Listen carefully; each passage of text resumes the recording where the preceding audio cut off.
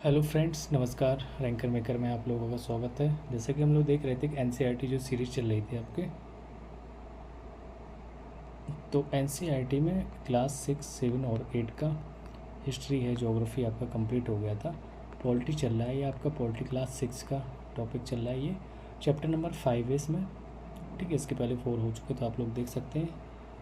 और ये आपका यूपीएससी जो 2024 जिसको देना हो, 24 के बाद 25 भी देना हो, या 26 कोई आगे यूपीएससी की कोई भी अगर प्रिपरेशन करना चाहता है तो उसके लिए देखो एनसीईआरटी मोस्ट कंपलसरी है, तो आप एक बार इसको ज़रूर देख लीजिएगा, है ना जी। और यहाँ पे हम प्रीवियस ईयर के जो पेपर्स हैं, क्वेश्चंस आए हुए थे 2023 का है, 24 का जो 23 का है, 22 का जो भी रहेंगे, तो वो हम जितने भी क्वेश्चंस हो सकते हैं प्रीवियस ईयर के आपको क्वेश्चन एनालिसिस करा देंगे यहाँ पे। तो रैंकर मेकर के साथ जुड़े रहेगा, चैनल को लाइक करें, सब्सक्राइब करें और अपने दोस्तों को शेयर कर दें। ये चैप्टर नंबर 5 है, गाँव का प्रशासन। तो गाँव का प्रशासन कैसे होता है, देखिए आप सोच रहे होंगे क्लास 6 के एनसीईआरटी पढ़ो, लेकिन भैया आप अगर पिछले साल का ही पेपर उठाएंगे तो क्लास 6 हो, 7 हो, 8 ऐसी क्लासों से पेपर बस क्वेश्चन आए हुए थे।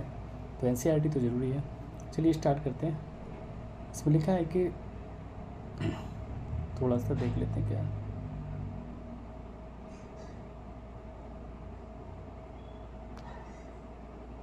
भारत में 6 लाख से अधिक गांव हैं। हाँ, लगभग 6.5 लाख गांव हैं, 6,47,000 समथिंग।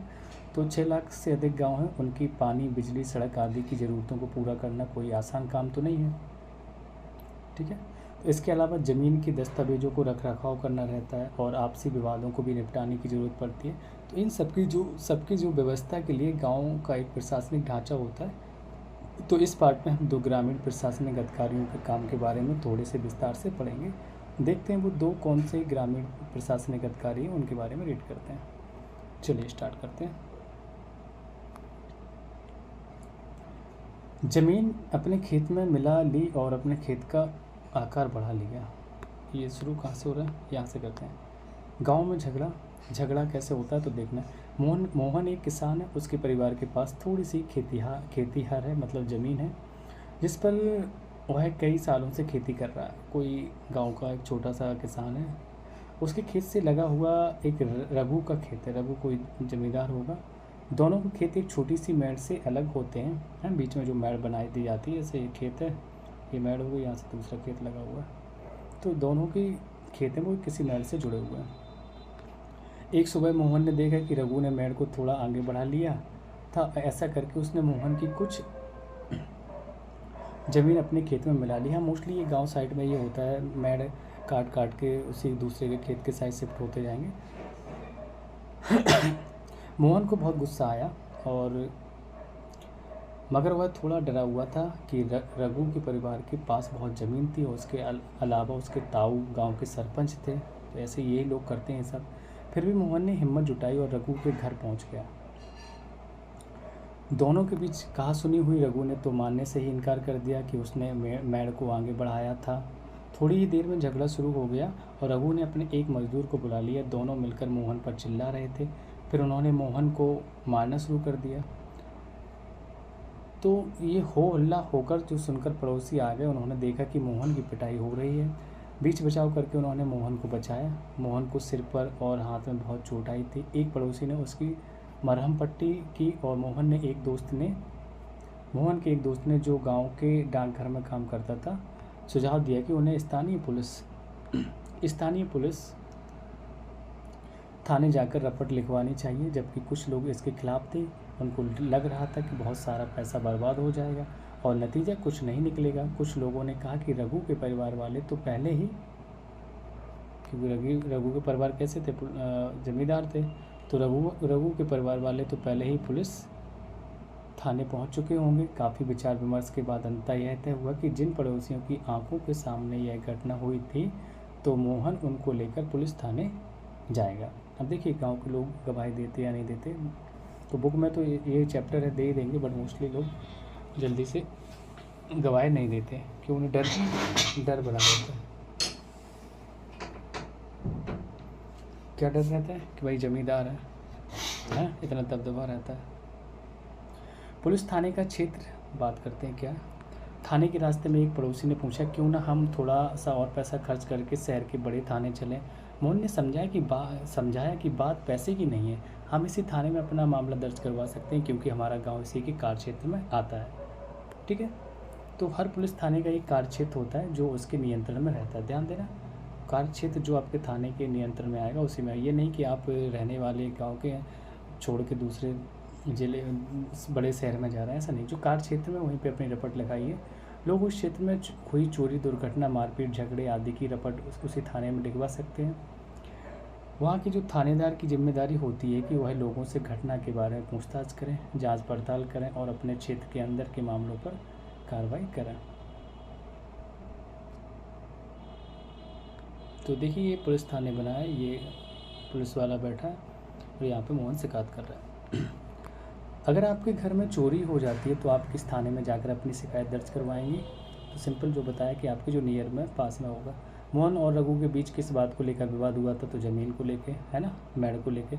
मोहन को रघु से झगड़ा करने में डर क्यों लग रहा था? क्योंकि वो जमींदार था। कुछ लोगों ने कहा कि मोहन को पुलिस थाने में मामला दर्ज करवाना चाहिए, जबकि कुछ ऐसा करने से मना किया। लोगों ने अपनी राय के लिए क्या तर्क दिए?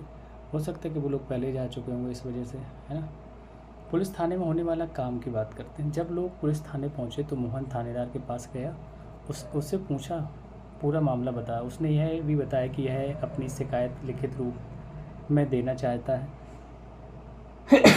थानेदार ने बड़ी बेरुखी से कहा उसके पास छोटी शिकायतों की जांच पड़ताल का समय नहीं है। मोहन ने अपने घाव भी दिखाए, लेकिन थानेदार पर कोई असर नहीं हुआ। क्यों मोहन को मारा गया था? रघु के नौकर ने मारा था। मोहन हैरान था कि उसकी शिकायत आखिर दर्ज क्यों नहीं की जा रही है। तो मोहन बाहर गया और अपने पड़ोसियों को बुलाकर अंदर ले आया। पड़ोसी ने थानेदार को समझाया कि मोहन को उनकी आंखों के सामने पीटा गया, अगर वे उसे न बचाते तो बहुत ही गंभीर चोटें आती। तो उन्होंने मामला दर्ज करने पर जोर दिया। अंततः थानेदार राजी हो गए। उसने मोहन को अपनी शिकायत लिखकर देने को कहा। थानेदार ने वायदा किया कि अगले दिन एक हवलदार घटना की जांच पड़ताल के लिए उनके यहाँ पहुँचेगा। ये मोहन की शिकायत रिपोर्ट हो गई है। चलिए आगे देखते हैं क्या। तो यहाँ छोटे से ब्रैकेट में लिखा है कि पुलिस थाने में जो भी हुआ उसे एक नाटक के रूप में दिखाइए। ये प्ले कर सकते हैं स्कूल में। फिर यह बताइए कि मोहन थानेदार या पड़ोसी की भूमिका निभाते हुए आपको कैसा लगा। मोहन की बात कर रहे हैं। मोहन थानेदार या पड़ोसियों की भूमिका निभाते हुए आपको कैसा लगा? क्या थानेदार इस स्थिति को किसी अन्य तरीके से संभाल सकता था? ये सारी चीज़ें बतानी है आपको। चलिए हम बात करते हैं राजस्व विभाग का काम। अब ये जो खेती का काम है राजस्व विभाग को में आ जाता है, तो उसका क्या है काम? आपने पढ़ा है कि मोहन और रघु के खेत की मेड़ को लेकर जो विवाद हुआ था, ज़बरदस्त लड़ाई हुई थी। क्या ऐसा कोई तरीका नहीं था जिससे वह अपना मामला शांतिपूर्वक सुलझा लेते हैं? क्या कोई ऐसे अभिलेख यानी रिकॉर्ड होते हैं जिनसे यह पता चल जाए कि गांव में किसके पास कौन सी ज़मीन है? हाँ जी, होते हैं, क्यों नहीं। चलिए पता करते हैं कि यह कैसे किया जाता है। ज़मीन को नापना और उसका रिकॉर्ड रखना पटवारी का मुख्य काम होता है। तो अलग अलग राज्यों में इसको अलग अलग नाम से जाना जाता है। कहीं पटवारी कहते हैं, तो कहीं इसको लेखपाल कहते हैं, कहीं कर्मचारी, कहीं पे आपके ग्रामीण अधिकारी, तो कहीं कानूनगो कहते हैं। ठीक है, हम यहाँ ज़मीन का जो लेखा जोखा रखने वाले कर्मचारी के लिए पटवारी शब्द का इस्तेमाल कर रहे हैं। प्रत्येक पटवारी कुछ गांवों के लिए जिम्मेदार होता है। अगले पृष्ठ पर दिए गए एक नक्शे और उसके अनुसार बने खसरे यानी रजिस्टर के विवरण को देखो। नक्शा बना रहेगा और खसरा रहेगा। रजिस्टर के विवरण को देखिए। यह पटवारी द्वारा रखा गया गांव के लोगों की ज़मीन के रिकॉर्ड का एक हिस्सा है। आमतौर पर पटवारियों के पास खेत मापने के अलग अलग तरीके होते हैं। कई जगहों पर वह एक लंबी लोहे की जंजीर का इस्तेमाल करते हैं। ठीक है, क्या करते हैं? लंबी लोहे की जंजीर का इस्तेमाल करते हैं। इसे हम जरीब कहते हैं। क्या कहते हैं? तो लंबी जो लोहे की जंजीर होती है उसको हम जरीब कहते हैं। ऊपर दी गई कहानी में पटवारी मोहन और रघु के खेतों को नापकर यह देख सकता है कि वह गांव के नक्शे से मेल खाता है कि नहीं। अगर वह नक्शे में मेल नहीं खाता तो उसको पता चल जाता है कि मेड़ किसका घर कर खेत की सीमा बदली गई है ना। मेड़ किसका कर खेत की सीमा बदली गई, ये चीज़ें पता चलती। तो ये देखो एक कागज़ है, डॉक्यूमेंट है, जिसमें चीज़ें लिखी रहती है। पटवारी किसानों से भूमि कर भी इकट्ठा करता है और उस सरकार को अपने क्षेत्र में उगने वाली फसलों के बारे में जानकारी भी देता है। यह काम वह अपने रिकॉर्डों के आधार पर करता है, इसलिए ज़रूरी है कि वह उनको समय समय पर दुरुस्त करता रहे। किसान कई बार फसल बदलते हैं, कुछ उगाते हैं और उगाने लगते हैं, कभी कुछ और कभी कुछ, ऐसी फसल लगाते रहते हैं। अगर आप ग्रामीण क्षेत्र में रहते हैं तो पता कीजिए कि आपके क्षेत्र का पटवारी कितने गाँव के लिए ज़मीन के अभिलेख रखता है। तो गाँव के लोग पटवारी से कैसे संपर्क करते हैं, तो बता सकते हैं तहसील में जाके संपर्क करते हैं, है ना। और कितने गांव को, तो एक गांव से ज़्यादा एक पटवारी है, एक गांव से ज़्यादा गांव का पटवारी रहता है क्षेत्र के हिसाब से। देखो ये खसरा कहलाने वाले इस रिकॉर्ड में पटवारी ने नीचे दिए गए ज़मीन के नक्शे के मुताबिक सूचनाएं भरी हैं। इससे पता चलता है कि ज़मीन का कौन सा टुकड़ा किसके नाम है। और इस रिकॉर्ड और नक्शे को देखिए तथा मोहन रघु की ज़मीन में संबंधित सवालों का जवाब दीजिए।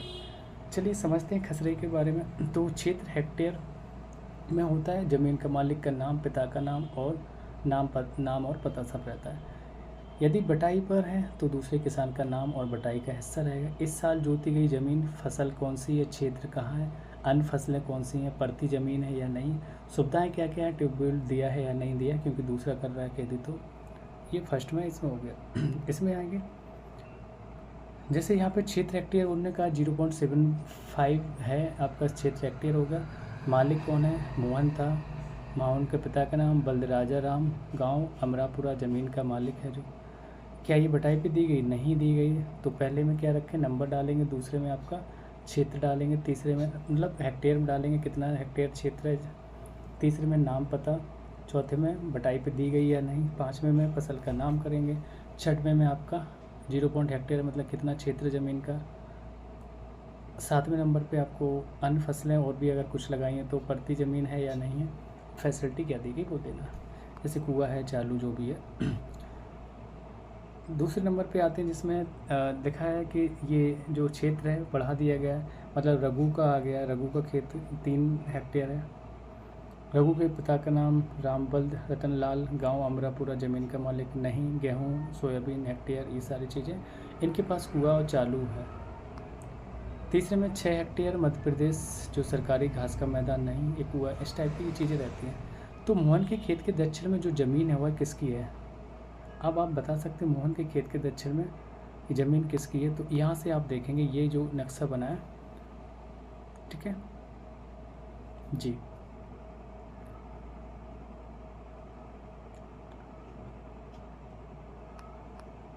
इसको नंबर से इनसे समझना रहता है। फिर हमें देखना है दूसरे में रघु और मोहन की ज़मीन के बीच की सीमा पर निशान लगाइए, तो ये नंबर से देख को समझना है। खेत संख्या 3 को कौन इस्तेमाल कर सकता है, तो ये मध्य प्रदेश सरकारी मैदान है, ये वाला 3 नंबर का, ठीक है। और रघु का कौन सा, 2 नंबर का, ये 2 नंबर का हो गया। 1 नंबर का किसका है, मोहन का। तो पूछा क्वेश्चन था पहला क्वेश्चन में कि मोहन के खेत के दक्षिण में ज़मीन किसकी है, तो रघु की थी। नीचे साइड रघु मोहन की ज़मीन के बीच की सीमा पर निशान लगाइए, तो ये लग गया भैया बीच में निशान। खेत संख्या 3 को कौन इस्तेमाल करता है, तो सरकारी, ये मध्य प्रदेश सरकारी घास का मैदान। खेत संख्या 2 और 3 से संबंधित क्या क्या जानकारी हमें मिल सकती है, 2 और 3 इससे, ये रघु का खेत है, ये सरकारी ज़मीन है, तो जानकारी मिल सकती है। गांव अमरापुर है, पटवारी रिकॉर्ड ने ये दिया है आपको। सीमा ये लाइन खींचिए, चारागाह ये आपको कुआं दिया है, पक्की सड़क, ठीक है, पेड़, सारी चीज़ें क्लियर। तो किसानों को अक्सर अपने खेत के नक्शे और रिकॉर्ड की ज़रूरत पड़ती है, इसके लिए उनको कुछ शुल्क देना पड़ता है। किसानों को इसकी नकल पाने का अधिकार है। देखो शुल्क देना पड़ता है लेकिन वो अपनी नकल निकलवा सकते हैं। हालांकि कई बार उनको ये रिकॉर्ड आसानी से नहीं मिलते हैं, लोगों को इसको हासिल करने में कई मुश्किलों का सामना करना पड़ता है। कई राज्यों में ये सारे रिकॉर्ड कंप्यूटर में डालकर पंचायत के दफ्तर में रख दिए गए हैं ताकि वे आसानी से लोगों को उपलब्ध हो सके और नई सूचनाओं के अनुसार नियमित रूप से दुरुस्त होते रहें। आपको क्या लगता है कि किसानों को इस रिकॉर्ड की ज़रूरत तब कब पड़ती होगी? तो नीचे दी गई स्थितियों को पढ़ें और उन मामलों को पहचानिए जिनमें ज़मीन के रिकॉर्ड अनिवार्य होते हैं। यह भी बताइए कि वे किस लिए ज़रूरी हैं। तो देखते हैं, एक किसान दूसरे किसान से ज़मीन खरीदना चाहता है तो रिकॉर्ड ज़रूरी रहते हैं। एक किसान अपनी फसल दूसरे को बेचना है तब भी रिकॉर्ड ज़रूरी है देना, है ना, कौन साइट में क्या सारी लिखा पड़ी हुई। एक किसान को अपनी ज़मीन में कुआं खोदने के लिए बैंक से कर्ज के लिए तब भी ज़रूरत है। एक किसान अपने खेतों के लिए खाद खरीदना चाहता है तब भी ज़रूरत है। एक किसान अपनी ज़मीन अपने बेटे या बेटियों के में बांटना चाहता है तब भी ज़रूरत है। ओके, तो या कोई कहीं इसके आगे कंटिन्यू करना था, पॉइंट था हमारे मोहन और या कोई कहीं कुआं खोद लेता है तो इन सब का हिसाब रखना सरकार के राजस्व विभाग का काम होता है। तो इस विभाग के वरिष्ठ लोग इस काम का निरीक्षण करते हैं। भारत में सभी राज्यों मतलब राज्य जिलों में बटे हुए जमीन से जुड़े मामलों की व्यवस्था के लिए इन जिलों को और भी छोटे खंडों में बांट दिया जाता है, जिस जिले के उपखंडों को। तो देखो, जिलों को छोटे भागों में बांट दिया जा रहा है, तो जिले के उपखंडों को कई नामों से जाना जाता है, जैसे तहसील हो गया, तालुका इत्यादि। सबसे ऊपर जिला तो जिला अधिकारी होता है, डीएम जिसे कहते हैं, और उसके नीचे तहसीलदार होते हैं। उन्हें विभिन्न मामलों में निपटाना होता है। वे पटवारी के काम का निरीक्षण करते हैं और यह सुनिश्चित करते हैं कि रिकॉर्ड सही ढंग से रखे जाएं और राजस्व विभिन्न तरह के कर या इकट्ठा होता रहे। तो वे यह भी देखते हैं कि किसानों को अपने रिकॉर्ड की नकल आसानी से मिल जाए। वे विद्यार्थियों को ज़रूरत पड़ने पर जाति प्रमाण पत्र बनवाते हो गए हैं, कास्ट सर्टिफिकेट आदि भी जारी करते हैं। तहसीलदार के दफ्तर में ज़मीन से जुड़े विवाद के मामले सुने जाते हैं। तो ध्यान देना, तहसीलदार में ज़मीन से रिलेटेड जमीन वो है मामले सुने जाते हैं। एक नया कानून आया था, हिंदू अधिनियम धारा 2005। इसमें जो बेटी बेटा के लिए बराबर ज़मीन का बंटवारे के लिए आया था। चलिए देखते हैं। जब हम कौन सा हिंदू अधिनियम 2005, जब हम उन किसानों के बारे में सोचते हैं कि जिनके पास ज़मीन है, तो आमतौर पर हमारे ध्यान में पुरुष होते हैं। महिलाओं की हैसियत खेतों के काम में एक मददगार भर की मानी जाती है। उनके बारे में ज़मीन के मालिक के रूप में कभी नहीं सोचा जाता कि महिलाएं मालिक हो सकती हैं। अभी तक कई राज्यों में हिंदू औरतों का परिवार की ज़मीन में हिस्सा नहीं मिलता था। ध्यान देना कि हिस्सा नहीं मिलता था। पिता की मृत्यु के बाद ज़मीन बेटों में बांट दी जाती थी। हाल ही में यह कानून बदल गया। क्या बदला? यह नए कानून के मुताबिक हिंदू परिवारों में बेटों और बेटियों, ध्यान देना 2005 का, बेटियों और उनकी मां को ज़मीन में बराबर हिस्सा मिलता है। यह कानून सभी राज्यों और केंद्रशासित प्रदेशों में भी लागू आपका हो चुका है। तो इस कानून से बड़ी संख्या में औरतों का फ़ायदा होगा। और के लिए सुधा एक खेतियार परिवार की है। अगर उदाहरण लें हम, सुधा एक खेतियार परिवार की सबसे बड़ी बेटी है, वह है शादीशुदा है और पास के गांव में, कहानी भी बताते हैं, पास के गांव में रहती है। अपने पिता की मृत्यु के बाद सुधा अक्सर खेती के काम में मां का हाथ बटाने आती है। उसकी मां ने पटवारी से कहा कि ज़मीन पर अब बेटी के साथ साथ उसका और दोनों बेटियों का नाम भी रिकॉर्ड में आ जाए। ठीक है। तो सुधा की मां ने बड़े विश्वास के साथ छोटे बेटे और बेटी की मदद से खेती का काम संभालती है। सुधा भी इसी निश्चितता में जी रही थी कि ज़रूरत पड़ने पर वह अपने हिस्से की ज़मीन से काम चला सकती है। तो ये लड़कियों को हिस्सा मिला। थोड़ा कहानी देख लेते ऊपर क्या थी। ये हो गया था। तो कानून था 2005 का हिंदू अधिनियम। एक कहानी लिखी कि एक बिटिया की चाय क्या होती, विरासत में मिला यह घर पापा को अपने पिता से, यही घर मिलेगा मेरे भैया को मेरे पिता से, पर मैं और मेरी माँ हमारा क्या, बता दिया गया है मुझे पिता के घर में हिस्से की बात औरतें नहीं किया करती, बताइए। लेकिन मुझे चाहिए एक घर अपना, बिल्कुल मेरा अपना, नहीं चाहिए दहेज में रेशम और सोना। वाह, क्या लाइनें लिखी हैं। I want a place of my own, not dowry. Okay. स्रोत ये reflections on my family, Anjali Monteiro TISS Bombay के द्वारा इसको लिखा गया था। अन्य सार्वजनिक सेवाओं की बात करते हैं। क्या है अन्य सार्वजनिक सेवाएं, जो एक सर्वेक्षण में बताया गया है आपको। क्या इस पाठ में हमने सरकार के कुछ प्रशासनिक कार्यों के बारे में पढ़ा, खासकर ग्रामीण क्षेत्र के संदर्भ में। किसके? टोटली हम ग्रामीण क्षेत्र के संदर्भ में पढ़ रहे हैं। पहला उदाहरण कानून व्यवस्था बनाए रखने के बारे में था और दूसरा जमीन के अभिलेखों को, कानून व्यवस्था जो लड़ाई झगड़े हो रही थी उसको व्यवस्था बनाए रखा। दूसरा जमीन के अभिलेखों की व्यवस्था के बारे में। पहले मामले में हमने पुलिस की भूमिका का परीक्षण किया और दूसरे में पटवारी की भूमिका का। इनके नाम का विभाग के अन्य लोगों द्वारा निरीक्षण किया जाता है, जैसे पुलिस अधीक्षक या तहसीलदारों। हमने यह भी देखा कि लोग कैसे इन सुविधाओं का इस्तेमाल करते हैं और उन्हें किस तरह की समस्याएं आती हैं। तो इन सेवाओं का उपयोग कानूनों के अनुसार होना चाहिए। आपने संभवतः सरकार के अन्य विभागों द्वारा दी जा रही सार्वजनिक सेवाओं को देखा होगा, जो सरकार के द्वारा फैसिलिटी दी जाती है। तो अपने गांव या क्षेत्र के लिए दी जा रही सार्वजनिक सेवाओं की एक सूची बनाइए। दुग्ध उत्पादक समिति राशन की दुकान हो गई, बैंक हो गई, पुलिस थाना हो गया, बीज और खाद के लिए कृषक समिति, डाक बंगला, आंगनबाड़ी, बालवाड़ी, सरकारी स्कूल, प्राथमिक स्वास्थ्य केंद्र, अस्पताल, ये सारी सरकारी सार्वजनिक सेवाएं होती हैं। 3 सार्वजनिक सेवाओं पर जानकारी इकट्ठी कीजिए और अपने अध्यापिका के साथ चर्चा कीजिए। ये स्कूल वाले बच्चों के लिए, तो इससे हम लोगों को कोई मतलब नहीं है। ठीक है, ये इसी को आपको बताना है क्या क्या चीज़ें होती सरकारी, क्या नहीं है। राशन की दुकान, तो क्या यहाँ दुकान खुली हुई है थी, 3 लोग आए और उनके पास पीले रंग का कार्ड थे, सबसे चावल और चीनी खरीदी, मिट्टी का तेल भी मिलता है। स्वास्थ्य केंद्र में क्या क्या मिलता है, फैसिलिटी मिलती है, 1 रुपये का पर्चा पटा के हम लोग दवा मिल जाती है। दुग्ध उत्पादन समिति में क्या होगा, तो दूध जो हम वहाँ पे डेयरी पे दूध ले जाएंगे, है ना, और उसमें उनके जो सरकार की तरफ से कुछ इसी से रिलेटेड लोग आते हैं, जानकारी देते हैं किसानों को कैसे दुग्ध उत्पादन बढ़ाया जाए, सारी चीज़ें। अब उन्होंने कहा यह 2 लोगों के लिए है, तो ये राशन के वो कार्ड की बात है, उनको राशन कार्ड की ज़रूरत है, यह तहसीलदार के दफ्तर में बनाया जाता है। मिट्टी के तेल की आपूर्ति पूरी नहीं है, यह सब प्रदान करते हैं, उनकी समस्याएं थी। लोगों की समस्या क्या है, चावल बड़ा है, ख़राब आता है, मिट्टी का तेल तो कभी मिलता ही नहीं, क्या सुधार किए जा सकते हैं, तो अच्छा चावल आए, मिट्टी का तेल मिले और राशन की दुकान रोज़ खुले, ऐसी सारी चीज़ें सुधार कर। पुलिस का क्या काम होता है भैया, पुलिस का काम विवाद को सुलझाना रहता है।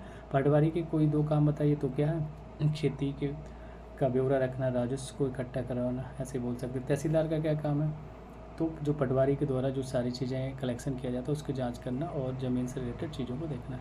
एक बिटिया की चाय, तो ये कविता थी आपकी।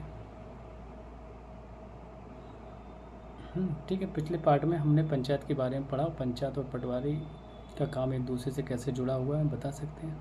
तो पंचायत और पटवारी, तो पंचायत क्या थी, वो गांव से रिलेटेड समस्या को सुलझाएगी, ये पटवारी क्या ज़मीन से रिलेटेड है।